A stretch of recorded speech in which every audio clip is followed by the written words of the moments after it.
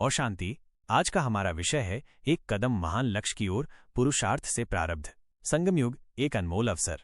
संगम युग भाग्यवान आत्माओं को ही प्राप्त हुआ है। यह अनमोल समय सचमुच कल्प में केवल एक बार ही आता है, जब भगवान अपने बच्चों का श्रृंगार करते हैं, जब वो भाग्य बांटते हैं, वरदान देते हैं और जन्म जन्म के लिए भरपूर कर देते हैं। हमें अपने से पूछना चाहिए, मेरा संगम युग कैसे बीता? क्या मैंने संगम युग के एक एक क्षण को उतना ही महत्व दिया जितना इसका महत्व है, जितना इसको बाबा महत्व देते हैं? हमारा एक एक सेकंड बहुत ही मूल्यवान है। बाबा कहते हैं 1 वर्ष के बराबर है। और हमारा एक एक संकल्प बहुत महान है। हमारा एक एक कर्म भी, हमारा श्रेष्ठ पुरुषार्थ भी, हमारा अमृत वेले का योग, मुरली सुनना, सारा दिन सेवा करना या अपने कार्यों में अलौकिक रूप से निष्काम भाव से रहना, ये सब इस संगम युग की महानताएं हैं। आत्मचिंतन और परिवर्तन का आह्वान। तो सभी बहुत गंभीरता से विचार करेंगे, मैंने अपना संगम युग कैसे बिताया है। एक व्यक्ति 16 साल से ज्ञान में था। इनके जीवन में समस्याएं बहुत थीं। उनको पूछा गया, 16 साल में कितने घंटे योग किया होगा? तो उत्तर मिला, 16 घंटे। तो देखिए, ये तो संगम युग के महत्व को समझने की बात नहीं है। अगर योग अच्छा नहीं तो जीवन समस्याओं से घिरता जाता है, मन परेशान होता रहता है, क्योंकि अब सभी के कर्मों के हिसाब किताब पूर्ण होने का समय आ गया है। तो फिर से सोचें, मैंने अपना संगम युग कैसे बिताया है।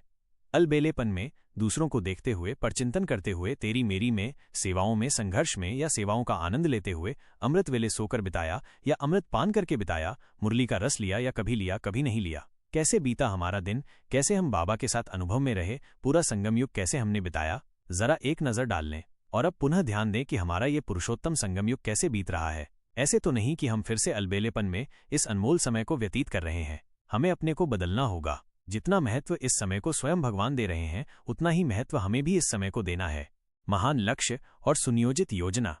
बस हम जितना चाहें उतना भाग्य बना लें और विचार कर लें अब अच्छी तरह गहराई से कि आने वाले संगम युग के दिनों को हमें कैसे व्यतीत करना है। महान स्थिति में या तेरे मेरे में, उलझनों में या ईश्वरीय मौजों में, प्रतिपल सफल करते हुए या हर क्षण और हर संकल्प दूसरों के बारे में सोच सोचकर उसे व्यर्थ गवाते हुए, अपने जीवन का एक सुंदर प्लान, योजना बनाएंगे। यह प्लान ही हमें महान लक्ष्य की ओर ले चलेगा। लक्ष्य भी निश्चित करें और सुंदर प्लानिंग, आयोजन भी करें।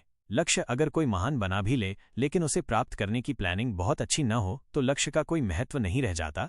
लक्ष्य मनुष्य को निराशा के गर्त में ले चलता है। तो सुंदर लक्ष्य भी और उसको प्राप्त करने की सुंदर प्लानिंग बनाएं। स्वमान में स्थित होकर अनुभव करें। वरदान। तो आइए आज हम सारा दिन इस स्वमान में रहें कि मुझ जैसी भाग्यवान आत्माओं को ही ये पुरुषोत्तम संगम युग का सुंदर काल मिला है, सुंदर अवसर मिला है, जिसमें मैं अपनी स्थिति को महानतम बना सकती हूँ। और आने वाला समय हमसे मांग करेगा कि हमने संसार को देने के लिए स्वयं में क्या क्या भरा है। तो आइए आज अभ्यास करें। इस संगम युग में सामने बापदादा बैठे हैं। जो साकार स्वरूप को इमर्ज कर सके वो उसे करे, और जो अव्यक्त रूप में बापदादा से मिले हैं वो उसे देखें। महसूस करेंगे कि बाबा ने अपना वरदानी हाथ मेरे सिर पर रख दिया है। बाबा दृष्टि दे रहे हैं और वरदान भी दे रहे हैं कि बच्चे, महान भव, संपूर्ण पवित्र भव, सफलता मूर्त भव। और आज इस तरह इस नशे में रहेंगे कि स्वयं भगवान का हमें साथ मिला है। अच्छा, ओम शांति।